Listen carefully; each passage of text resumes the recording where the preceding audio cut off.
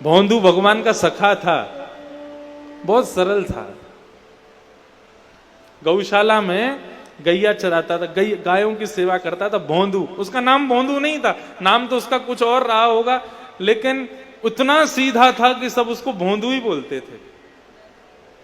बहुत सीधा जो होता है उसको कहते हैं बहुत भोंदू हो। भगवान को भोंदू ही पसंद है। यदि कोई भोंदू है तो दूसरों को प्रयास करना चाहिए, इसको ठाकुर जी की सेवा में लगाओ। क्यों? ये भोंदू है, जल्दी भगवान को मिल जाएगा। तो भोंदू जो था रोज अपने गुरुजी से प्रवचन सुनता था और उन प्रवचन के माध्यम से रोज ठाकुर जी का वर्णन सुनता था। कैसे ठाकुर जी? तो गुरुदेव प्रवचन में सुनाते थे, मोर मुकुट माथे हाथ में लकुट साजे, कांधे बनमाल सोहे पतली कमर पे, मोर मुकुट माथे हाथ में लकुट साजे, गले बनमाल सोहे पतली कमर। गुरुदेव के द्वारा उसने जब वर्णन सुना, कैसे हैं ठाकुर जी? बोले मोर मुकुट पहनते हैं, गले में बनमाला पहनते हैं, हाथ में बांसुरी लकुट लेकर के चलते हैं, पतली सी कमर है और बड़े सुंदर हैं, सांवरे सलोने हैं। जैसे ही उसने सुना तो बोला, गुरुजी ये श्याम सुंदर गैया चराते, जाते कहां गैया चराने? बोले भांडीर वन में। अच्छा।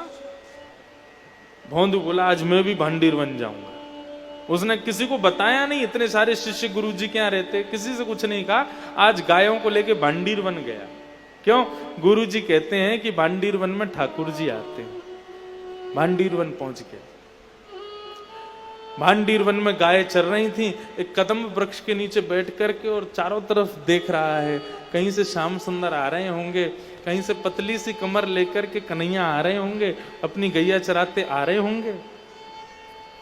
उसकी इतनी सरलता, इतनी सहजता, उसकी इतनी निष्कपटता, उस पर ठाकुर जी रीझ गए। चतुर व्यक्ति से भगवान मिलने में डरते हैं, सरल व्यक्ति से मिलने में ठाकुर जी को सहजता लगती है। बोले किसी से कहेगा भी नहीं मैं इसको मिल भी लूंगा तो ये अच्छा है। इतने में ही देखा सामने से गायों का झुंड आ रहा था और जैसे ही देखा उन गायों के झुंड के मध्य में श्याम वरण ठाकुर जी पीतांबरी पहने हुए, सुंदर मोर मुकुट धारण किया है, कानों में मोतियों की माला झंकृत हो रहे हैं, पैरों में सुंदर पायल पहनी हुई है। ठाकुर जी बांकी अदा से चल करके उसकी तरफ बढ़ते हुए आ रहे हैं। ऐसी मधुर चाल, ऐसी मधुर कमर, ऐसी मधुर मुस्कान देख करके भोंदू रीझ गया। आहा, ऐसे ही देखत रहूं तो जन्म सफल कर मान। इतनी सुंदर ठाकुर जी। जैसे ठाकुर जी समीप आए, थोड़े से पास आए, भोंदू ने चरणों में प्रणाम किया। बोले जय जय, आप नंदनंदन हो? भगवान बोले हाँ मैं ही नंदनंदन हूं। बोले वही नंदनंदन जिनके बारे में गुरुजी सुनाते हैं? बोले हाँ मैं वही नंदनंदन हूं। गुरुजी जितना सुंदर वर्णन करते हैं आप तो उससे कई गुना ज्यादा सुंदर हो। आप मेरे पास विराजो प्रभु। ठाकुर जी बैठ गए। बैठ करके अब तो भोंदू उनके मुखमंडल को देख रहा, कुछ बोले ही नहीं रहा, चुपचाप बैठ करके केवल उनको देख रहा है। भगवान बोले भैया देख तो ही रहेगो कि कछु देगो भोजन पानी? भोंदू बोलो आज्ञा करो, क्या सेवा करूं? बोले गैया चरावे आवे, खाली हाथ आवे, कछु लेके ना आवे भोजन पानी? भोंदू ने तुरंत अपनी छोटी सी पोटली खोली, उसमें रोटी रखी थी, रोटी के बीच में अचार रखे थे। बोले जय जय, यही है सेवा में। भगवान बोले लाओ। ठाकुर जी वन भोज बड़े भाव से करते हैं। विभ्रत वेणुम जठर पटयो शांग वेत्रे च कक्षे, वामे पाणे मृषण कवलम तत्फलम लांगुलीषु। भागवत में वर्णन आता है ठाकुर जी वन में भोज कैसे करते हैं। एक भुजा में रोटी पकड़ते हैं और दूसरी भुजा के मध्य भाग में चटनी रखते हैं और उस भुजा की उंगलियों के बीच में अलग अलग अचार रखते हैं, टेंटी का अचार, आम का अचार, नींबू का अचार, और इस हाथ में रोटी। ऐसे आप लोग भी नहीं खाते होंगे जैसे ठाकुर जी खाते हैं। चटनी से रोटी लगाएंगे फिर उसको खाएंगे, फिर बीच में स्वाद बढ़ाने के लिए फिर एक अचार चाट लेते हैं, फिर उससे रोटी लगाई फिर खाते, फिर दूसरा अचार चाट लेते हैं, फिर रोटी लगाई खाई फिर तीसरा अचार। इस प्रकार ठाकुर जी वन भोज करते हैं, उनको तो प्रिय है।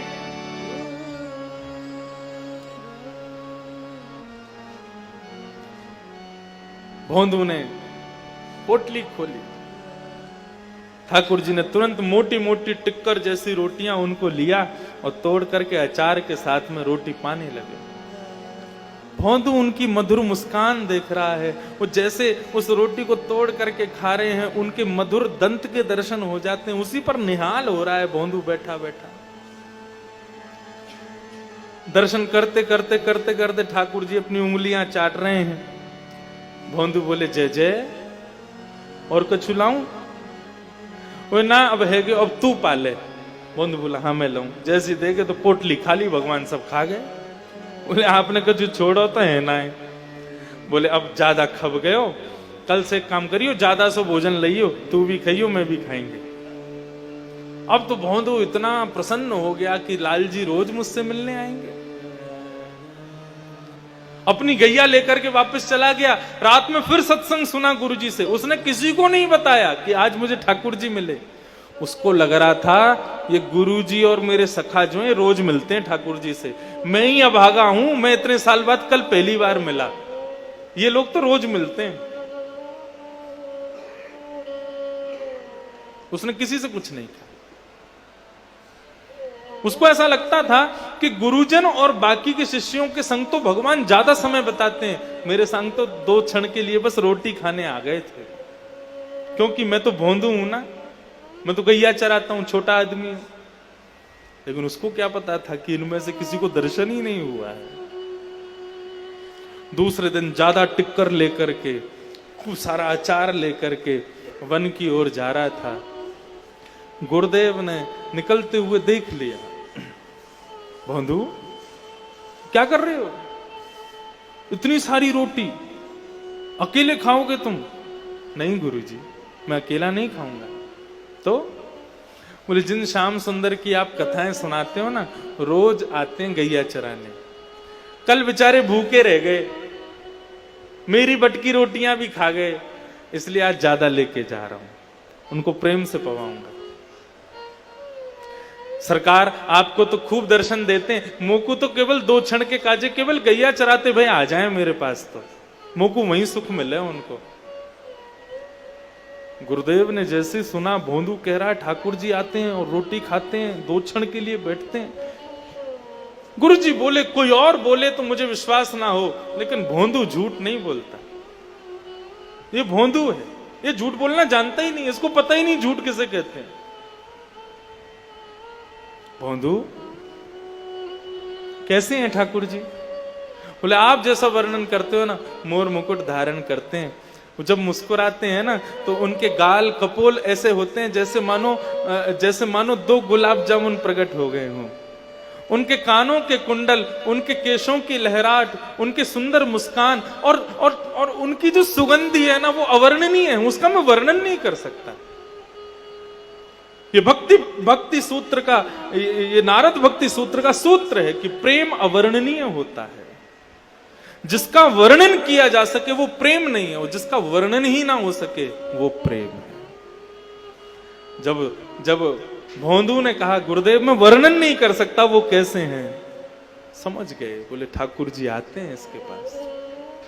भोंदू तू जा, ठाकुर जी को प्रेम से पवा, लेकिन आज एक काम करेगा क्या? ठाकुर जी को अपने संग ले आना और कहना गुरु जी के आश्रम चलो, वहीं प्रेम से बैठ के शाम का भोजन करेंगे। अब तो भोंदू आनंद हो, मैं लेके आऊं उनको? बोले हाँ तू अपने संग लेके आओ। अब तो भोंदू इतना आनंदित हो गया, इतना भाव निमग्न, इतना प्रसन्न हो गया, बोले मैं ठाकुर जी को लेके आऊंगा। मेरी महिमा बन जाएगी। सब सखाओं के आगे गुरुजी मेरे मेरे द्वारा ठाकुर जी को बुलवा रहे।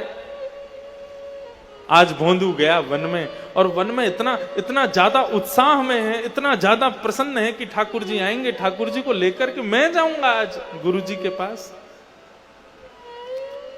श्री राधा रमन लाल अपनी गैया चराते भैरवा के पास आ गए, आकर के बैठे। आते ही पहले ठाकुर जी भोंदू से गले लगते हैं, भोंदू को अपने हृदय का स्पर्श का सुख प्रदान करते हैं। भोंदू ने अपने स्पर्श किया, हृदय से लगाया, बिठाया ठाकुर जी को। ठाकुर जी बैठ गए, बोले ला भोंदू जल्दी दे, भूख लगी है। तुरंत पोटली खोल करके भोंदू ने रखी, लो लाल जी पाओ। ठाकुर जी पाने लगे। भोंदू बोला सरकार एक निवेदन करूं? बोले कर। बोले मेरे गुरुजी ने आपको आश्रम बुलाया है, आप मेरे संग आश्रम चलोगे? भगवान रोटी खाते जा रहे, रोटी खाते खाते बोले देख भोंदू, तू हमारो मित्र है, हम तेरे मित्र हैं, हम दोनों आपस में एक दूसरे के सखा हैं। एक गुरुजी इनको बीच में मत लावे, ये गुरुजी और आश्रम इन सबन को वहीं रहने दे। हम यमुना पार करके पल्लंकु तेरे आश्रम नहीं जाएंगे, हम तो यहीं रहेंगे। तो को मिलना तू यहीं आ, हम तेरे आश्रम नहीं जाएंगे। भोंदू बोला मेरे गुरुजी जिनकी कृपा से आपको दर्शन मुकू भयो, जिनकी कृपा से आपकी पहचान मुकू भई, वो गुरुजी आपको बुला रहे हैं, ऐसे मना मत करो सरकार, चलो ना। ठाकुर जी बोले जो कहेगो सो करेंगे, लेकिन तेरे गुरु के पास नहीं जाएंगे। क्यों? बोले क्योंकि तू सीधो है, तेरो गुरु सीधो ना है, तेरो गुरु बहुत बुद्धिमान है, बुद्धिमान अंत में दूर रहूं, मुझको सीधे ज्यादा प्रिय। भोंदू बोला नहीं चलोगे? भगवान बोले नहीं जाएंगे। आखिरी बार पूछ रहा हूं, नहीं चलोगे? भगवान बोले बिल्कुल नहीं जाएंगे। आखिरी बार पूछ रहा हूं, नहीं चलोगे? भगवान बोले बिल्कुल नहीं जाएंगे। लाओ रोटी दो, वापस करो। पोटली बांधी, ठाकुर जी के हाथ की रोटी भी छीनी, बोले जाओ ये भी गुरु जी के यहां बनी है, इसको भी मत खाओ। गुरु जी से इतना बैर है आपको, तो ये रोटी गुरु जी के यहां की, इसको मत खाओ। भगवान बोले एक रोटी तो खा ली, बमन कराओ, निकाल आओ, मेरे गुरु जी की रोटी आप नहीं खाओगे। मेरे गुरुजी से प्रेम नहीं तो मेरी गुरुजी की किसी वस्तु से प्रेम नहीं। भगवान बोले कोई बात नहीं, कल से हम नंद बाबा के यहां से अपनी यशोदा मैया के हाथ की रोटी ले आएंगे, तू नहीं लावेगा तो। बोले मेरे गुरुजी की जब रोटी नहीं आएगी तो मैं कहां से आऊंगा? मैं भी तो गुरुजी का हूं, मैं भी नहीं आऊंगा कल से। आप आओ, अपनी गैया चराओ, खूब डोलो, खूब आनंद करो, पढ़ो, कछु जो मन में आवे सो करो। कल से मैं यहां नहीं आऊंगा। और मैं यहां क्यों नहीं आऊं? मैं तो आऊंगा, आप नहीं आओगे यहां पे। अपनी गैया लेके कहीं और जाओ। वो लड़ने लगा ठाकुर जी से। मन ही मन ठाकुर जी मुस्कुरा रहे हैं। आकाश में खड़े हुए 33 कोटि देवता भोंदू को प्रणाम कर रहे हैं। भोंदू तेरी भक्ति कैसी महान! ये सत्य घटना है, ज्यादा से ज्यादा 200-300 वर्ष पुरानी, वृंदावन की। जाओ, कल से अगर मुझे आपकी गैया यहां दिख गई तो क्या करूंगा? भगवान बोले क्या करेगा? बोले वो गैया फिर मेरे गुरुजी की गौशाला की हो जाएगी, उसको मैं ले जाऊंगा अपने संग। मेरे गुरुजी से कोई संबंध नहीं तो मेरे से भी संबंध नहीं, मेरी गैयाओं से भी संबंध नहीं, और ये स्थान भी अब मेरा ही हो गया। भांडीर वन में मेरी गैया चरेंगी, आप नहीं आओगे यहां पर कल से। और यदि आना है तो चलो मेरे गुरुजी के पास। भगवान बोले गुरुजी के पास तो नहीं जाएंगे हम। भोंदू बोला आप बहुत हटीले हो, मेरे गुरुजी जिनकी कृपा से आप मुझे दिखे, उन गुरुजी का इतना तिरस्कार मुझसे सहन नहीं होता। जाओ आप आना खूब यहां पे, मैं नहीं आऊंगा कल से। और अपनी सब सामान पोटली बांध करके अपनी गायों को इकट्ठा करके भोंदू उनको हाँकता हुआ ले जाने लगा। भगवान बोले भोंदू सुनो, अरे भोंदू सुन, अरे नेक लाला रुक जा। भोंदू बोला अब तो एक ही शर्त पर रुकूंगा, गुरुजी के पास चलोगे तो रुकूंगा, नहीं तो नहीं। भोंदू जैसे जैसे दूर जा रहा है, हमारे ठाकुर जी के नेत्रों से प्रेमाश्रु छलक रहे। भोंदू रुक जा, अरे मत जा भोंदू। भोंदू बोला पीछे मुड़ के भी नहीं देखूंगा, बताओ गुरुजी के पास चलोगे? जब भोंदू दिखना बंद हो गया तो बंधुओं जिस प्रकार भक्त जिस प्रकार प्रियतमा अपने प्रियतम के विरह में व्याकुल होती है, वैसे राधा रमन लाल उस भोंदू रूपी प्रियतम के विरह में व्याकुल हो गए। देखो बंधु, एक बात बहुत समझने की, यही तो भक्ति है। हम कब तक व्याकुल रहे, हम कब तक रोते रहे उनकी याद में? अपने आप को ऐसा बनाओ ठाकुर जी व्याकुल रहे तुमसे मिलने के लिए। रस में और रास में यही अंतर है। रस का मतलब भक्त व्याकुल है भगवान से मिलने के लिए, और रास का मतलब भगवान व्याकुल है अपने भक्त से मिलने के लिए। हम ये कथा भागवत क्यों सुनाते हैं? इससे कोई बहुत बड़ी कोई क्रांति नहीं लानी है, केवल इतना करना है, स्वयं को हम इतना सहज, इतना सरल ऐसा बना लें कि बिहारी जी तड़पें हमसे मिलने के लिए। बिहारी जी तड़प उठे कि कब आवेगो इंद्रेश, कब आवेगो, कब मुंह को दिखेगो। वो देखवे के काजे तड़पे महाराज, ऐसी भक्ति सीखनी। भोंदू जाने लगा, ठाकुर जी पीछे पीछे दौड़े, अरे भोंदू रुक रुक रुक रुक रुक, चलेंगे तेरे गुरुदेव के पास चलेंगे। अरे भैया तू जो कहेगो सो करेंगे, लेकिन तू मोसो दूर मत जावे, मुंह को संग लेके चल। भोंदू दौड़ करके आया, ठाकुर जी को हृदय से लगाया और ठाकुर जी को अपनी पद्दी पर लगा के, जैसे बालक अपने पिता की ऐसे ऊपर कंधे पर चढ़ जाता है ना पद्दी पर, ऐसे ठाकुर जी को पद्दी पर लेकर के दोनों पांव को उठा करके और भोंदू लेकर के वृंदावन आया। गायों के झुंडों ने आश्रम में प्रवेश किया, सामने सिंहासन पर गुरुदेव बैठे थे। उन गायों के झुंड ने जैसे ही मार्ग दिया तो पीछे से भोंदू ठाकुर जी को अपनी पद्दी में लेकर के आ रहा है। मोर मुकुटधारी श्याम सुंदर उस भोंदू के पीछे चढ़ करके आ रहे हैं। इस स्वरूप का दर्शन करके महाराज सदगुरुदेव भगवान निहाल हो गए, वहीं दंडवत करने लगे, प्रणाम करने लगे भोंदू को। ठाकुर जी का साक्षात दर्शन हो गया।